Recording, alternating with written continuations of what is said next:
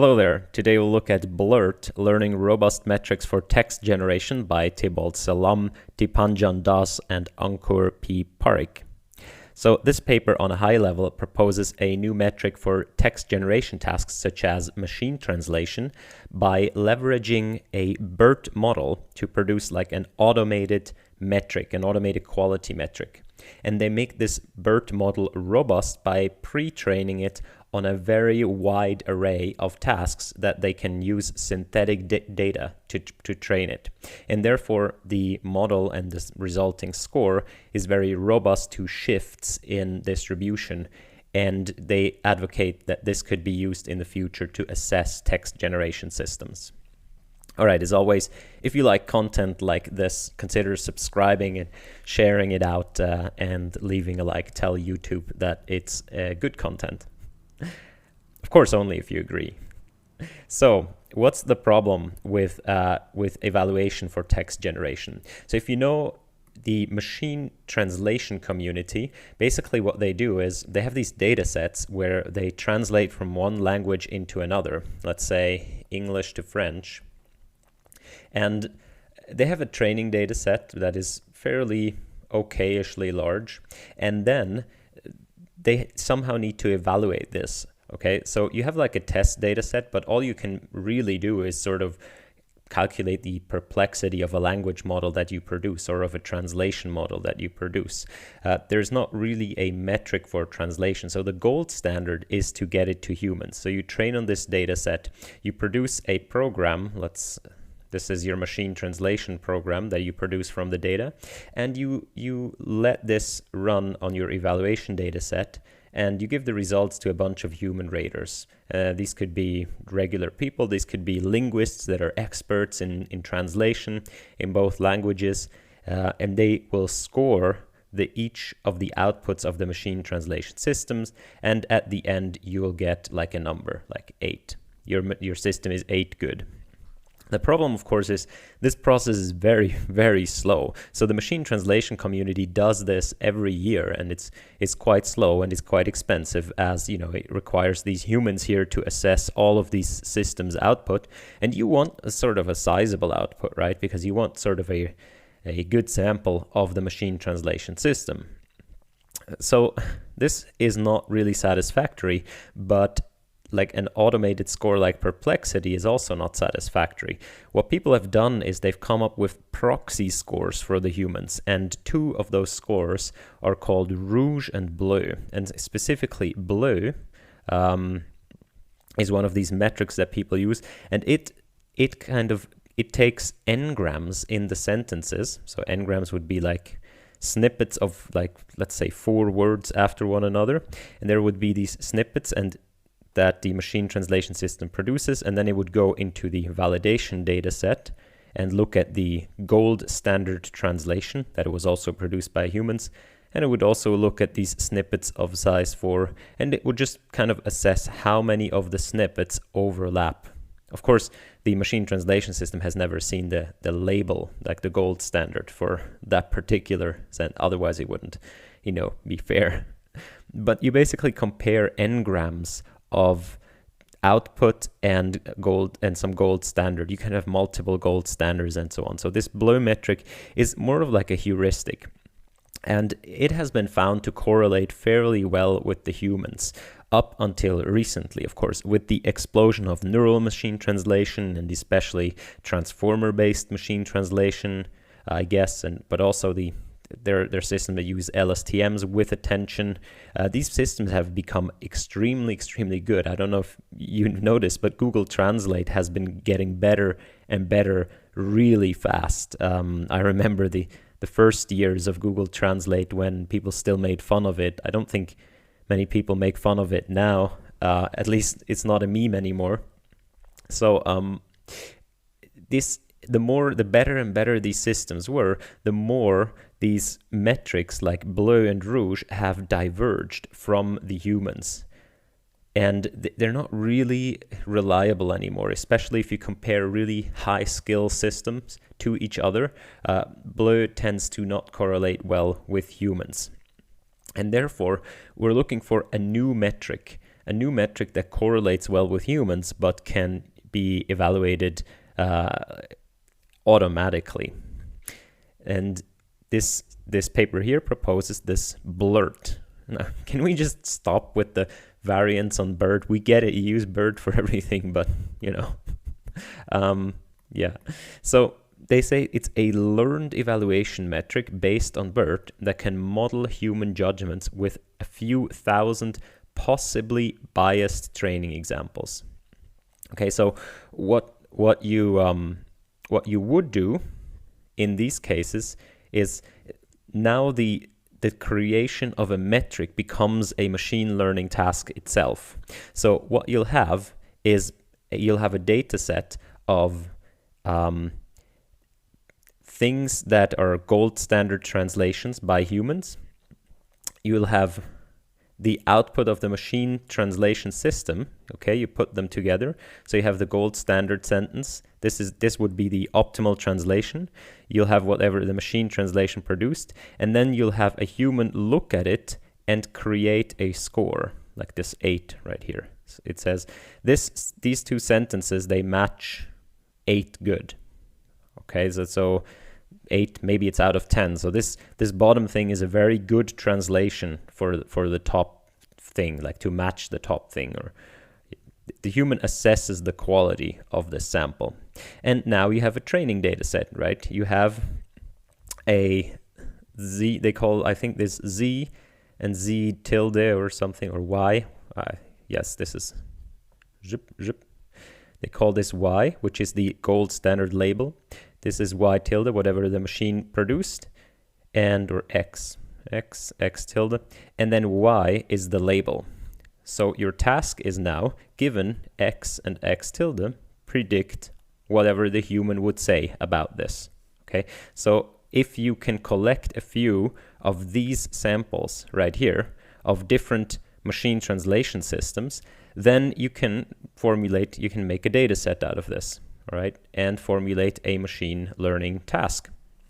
And that's exactly what these competitions have done. So it's like a meta competition now.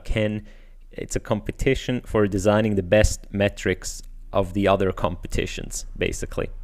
And of course, the difficulty here is that the data set isn't static, because if you come up with a metric such as BLEURT, let's say you come up with a better BLEURT, you would want these other tasks to use it in the next years as well, because the thing about metrics is you need to be able to compare to like previous years and so on. So you would want a metric that is still valid for other years and other slightly different tasks, and also for other machine translation systems. So if you just learn on data from this year's competitions, and in 5 years all of these models will have become so much better and they'll produce different output, and that's the difficulty. Your metric should still be valid at that point. And this paper basically deals with the fact that, can you learn such a metric from data that exists at one point in time that will be robust to shifts in distribution? So in 5 years, the machine translation systems, they're better. They maybe use different language constructs to translate certain things because they assess that better. Can you still make a good judgment about which of these systems is better than the other system? Can you still assess how humans would rate these systems? And they're saying that they found the method to do this. This BLEURT, as they said, not only have they found the method, but their method only uses a few thousand possibly biased training examples. And they do this via a new pre-training scheme. So they say a key aspect of our approach is a novel pre-training scheme that uses millions of synthetic examples to help the model generalize.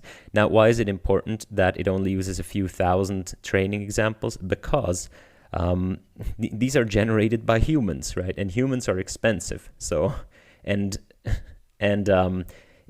it's not like ImageNet, you do it once, you have it for 20 years. This is done year after year, and you need real experts, like translation experts. So this is expensive. So the fewer of these actual training examples that the thing can be efficient on, the better. So they circumvent this by using, they say, millions of synthetic examples to help the model generalize. They do this in a pre-training step. They say BLEURT provides state-of-the-art results on the last 3 years of the WMT metrics shared tasks. Now this is this meta task where you're asked to come up with a metric for the other tasks, and the web NLG competition dataset. In contrast to a vanilla BLEURT-based approach, yields superior results even when the training data is scarce and out of distribution. Right, so let's have a look at what they do.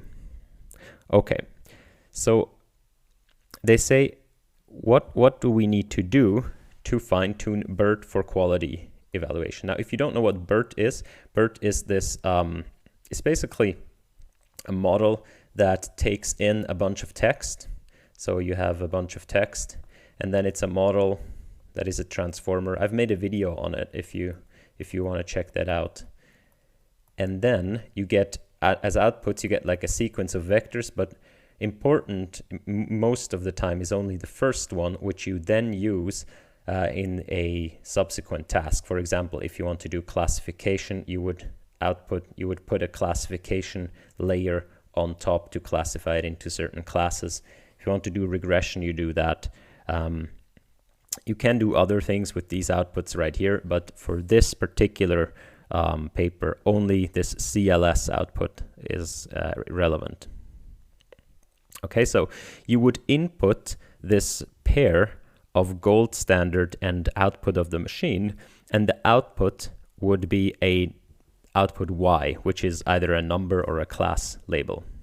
And in this case, it's a number. Okay, so you input right here, you input these two things, and out comes this whole sequence, and you take the CLS output vector and you put it through a linear layer right here, weights and bias, and that would output a number Y. And the number Y you train to be as close as possible to the human, to what the human would say about this pair X, the gold standard, and X tilde, the output of the system. Okay, so this is what you would do if you were simply going about it. Just take BLEURT, take the model. So BLEURT's really good at language, right? Take the model and train it on this data set. They say, however, fine-tuning BLEURT requires a sizable amount of IID data. Okay, we don't have that in these tasks, which is less than ideal for a metric that should generalize to a variety of tasks and model drift. So the problem with just applying BLEURT here is that, well, they say it, you don't have enough data, and it won't be a robust solution. It will only work for this particular data set that you train it on. The solution, they say, is you pre-train on synthetic data. So what does that mean? They say the key aspect of our approach is a pre-training technique that we use to warm up BLEURT before fine-tuning on the rating data. And you might know BLEURT training, which is where you do this masked language model pre-training, right? So if you are given a piece of text, let's say you're given this piece of text right here, what you would do is you would drop out a couple of words like this one and ask BLEURT to reconstruct it. So like a denoising autoencoder. And that way BLEURT learns sort of about language in this particular way. Now, they're not saying you should replace that. What they're saying is first you should do this masked language model pre-training. Second, you should do their synthetic pre-training. And third, you should do the fine-tuning.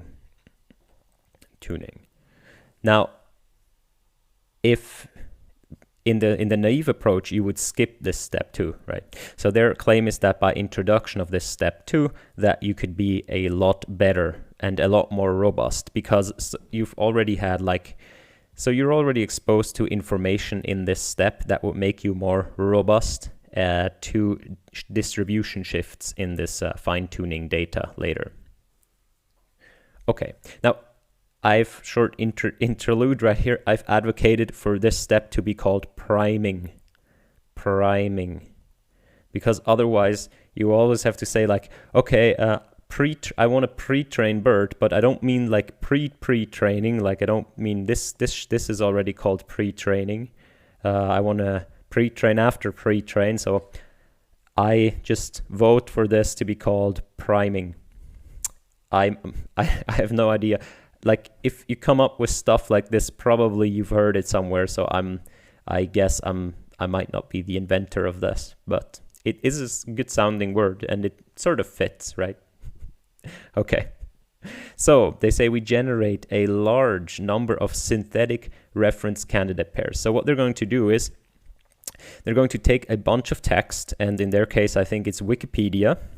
And for each Wikipedia article, they're going to, so they take Wikipedia, they're going to draw sentences or samples or paragraphs from Wikipedia, and these are going to be your Z, and then they're going to kind of muddle with them a bit. They're going to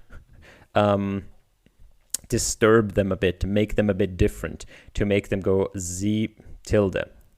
And this simulates the difference between what the machine translation outputs and the gold standard sentence. They're usually not exactly the same, right? If you translate a sentence, there are many ways you can do it. And their goal is to sort of produce a data set that has sentences and sort of perturbed versions of the sentence, but not perturbed like randomly, but perturbed in a sort of language knowledgeable way. Okay, so how do they do this?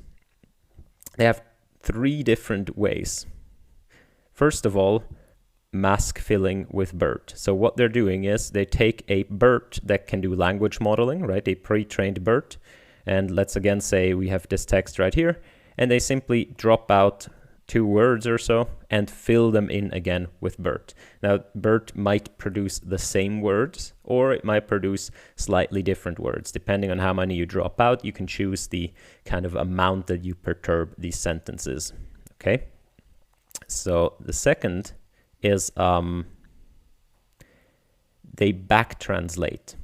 So what they do with back translation is they use a machine translation model. Now, it doesn't matter which one you take. They use any machine translation model to take a sentence, Z, and then they map it to another language, say from English to French. So this is Z French, and then they map it back again. The Z tilde is now the French to English translation. So you need 2 translation models. First you translate it to French, and then you translate it back again. And that would sometimes give you the same sentence, but often it will give you sort of a paraphrase of the sentence that you had at the beginning. Okay, so that would be the second version, that you could make pairs of sentences that are sort of similar. And the third way is just to drop out words. They just found this to help. Okay, so now they have a giant data set of sentences and perturbed versions of sentences. So what are they going to do with that giant data set?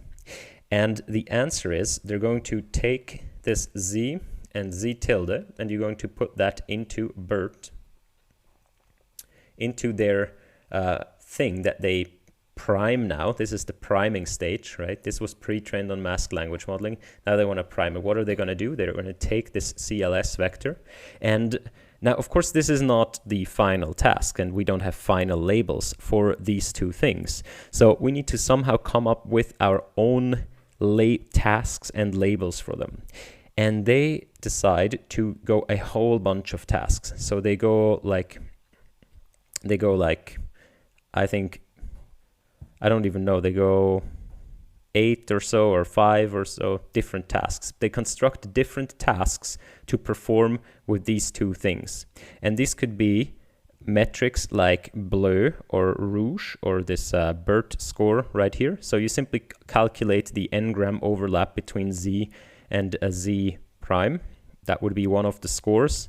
It could be the back translation likelihood, which is how likely does a back translation model assess this sentence? Oh, here is all the things. Six different tasks. Okay, so 6 different tasks. And the catch here is, so what would happen, for example, with BLEU is you would take a model and you would calculate the BLEU score between those two things, but you wouldn't input that into BERT. You would ask BERT to predict the BLEU score. Okay, so BERT would be outputting B hat, and B would be the actual BLEU score. So you would train BERT to predict the BLEU score of this particular pair of input, and so one you take as like the input and the other one you take as the reference.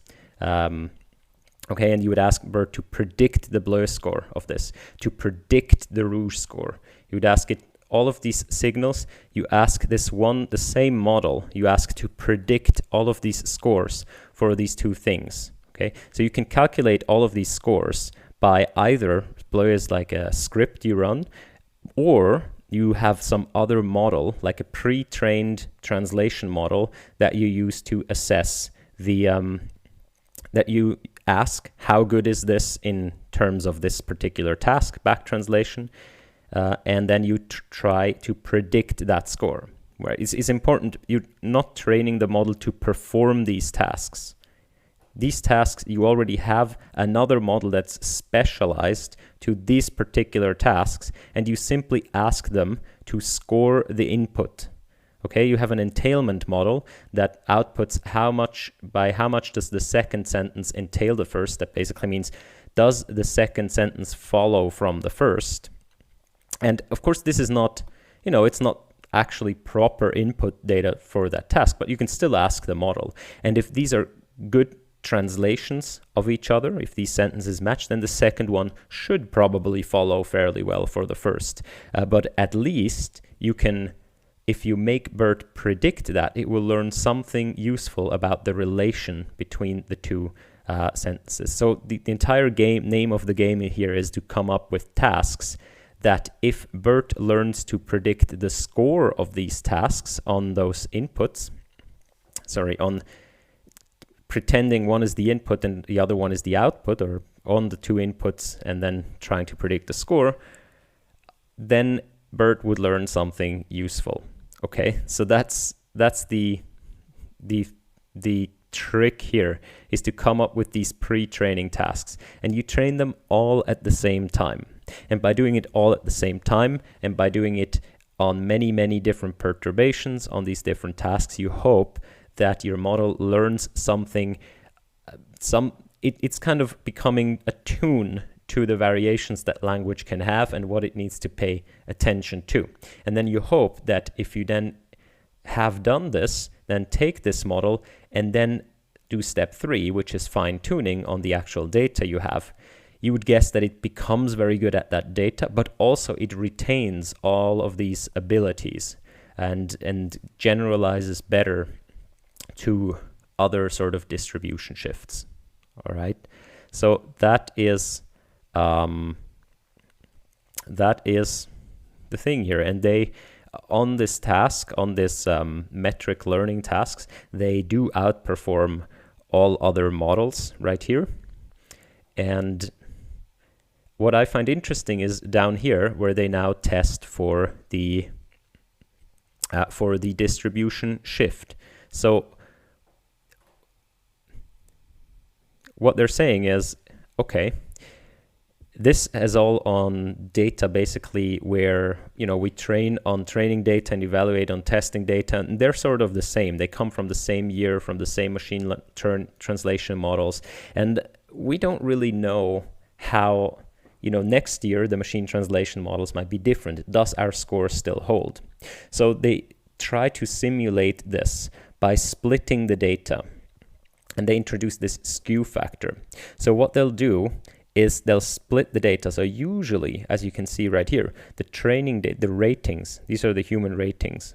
The training data is sort of distributed like this would be the test data, and the training data would almost be overlapping that. If you can see, like the the dotted lines right here or so. So you can see the overlap between the test and the trained data of the human ratings is very close. Now they say we can skew that. We can sort of filter the data such that in the training data, only very bad sentences are, and in the test data, there are only very good sentences. Okay, and this simulates the fact that this might be the previous year's data that we train our metric on, and then we evaluate it on the next year's data where all the systems have become better. And what this does is, you can see right here, the bottom axis is the test skew, and the color here is the training skew. Okay, so what we're interested in is to the right and down the colors. So as this skew increases, you can see right here that the quality of the metric decreases. Okay, the correlation with the human ratings decreases, but it still remains fairly well, but especially the training skew, if you update the so if you make the training examples really bad, so to say, the score just drops down. And they can show pretty well here that if you add this pre-training, then the score, except in this extreme case, so the score for all of these, it remains relatively high, and especially remains above the BLEURT score, which is always sort of worse, right? So this is pretty neat and shows this power of this pre-training, basically. That's the robustness to quality drift metric. And they have a bunch of other metrics right here where they ablate and so on, but I don't want to go too much into that. I more want to make some comments on this work. So what I think. So first of all, in a paper like this, what I would like to see is like the extrapolation right here to if and where this ever crosses the BLEURT score, right? Because I mean, okay, it seems like, yeah, this skew of 3 is a big number, but who knows if 3 is a big number, right? We can't assess that. What we need to see is really the crossover point between the models to assess where is it no longer valid and so on. The second part here is that my problem with this method of splitting the data, I mean, yes, okay, you split the bad from the good, but it's not only that these things are getting better. So right now everyone's using transformers for everything. Everyone's using BERT for everything, right? And BERT is a specific architecture that is going to be good at specific things, at specific grammatical constructs in specific languages, right? So the mistakes it makes are very systematic. Now, if in 1 year or 2 years, all of a sudden a new model pops up, I don't know, like someone discovers that graph neural networks are really good at machine translation. These models are going to be attuned to a very, very different set of constructs. They might be better overall, but they're going to make a different sort of mistake. And so I think just assessing the skew via just dividing up the data into bad and good ratings, I don't think that covers these distribution shifts that they set out to cover, right?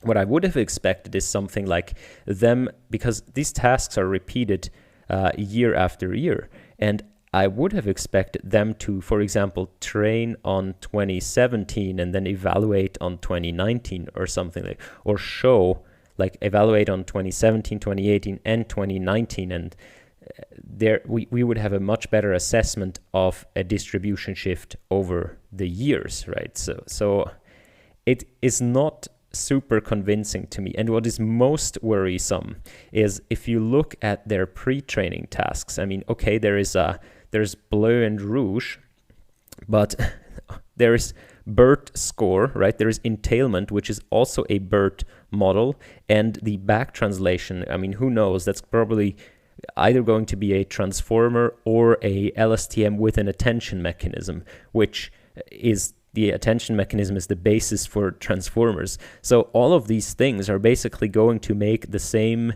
sort of biased mistakes, right? They're going to it's not like there is Gaussian noise on top of these things. All of these things are going to be weak in the same sort of assessments and not agree with, like, they're going to have systematic errors in them with respect to them predicting the human scores. And if we evaluate our systems that some are also using exactly that thing, right? So the systems we evaluate, they are using the same type of models as here. They're going to fall prey to the same type of mistakes. And then if we switch over to systems that use some different, right? So next year we have some systems that use different techniques. They're going to be like exactly maybe not bad in these particular things, but bad in other things. And then this thing will output a systematically biased assessment. So it's sort of a house of, like, if you've seen these images of plugging in the power strip into itself and you have infinite power, it's like, it's very, to me, it seems very dangerous to have such an overlap of architectures and methods to evaluate systems as you have in the systems themselves. But I hope this will be regularly checked with human scores and assessed as to how much these systems are out of sync or in sync with humans. All right, this was it from me for BLEURT. Check out, they have the code available, the metric is available, evaluate your stuff with it, and bye-bye.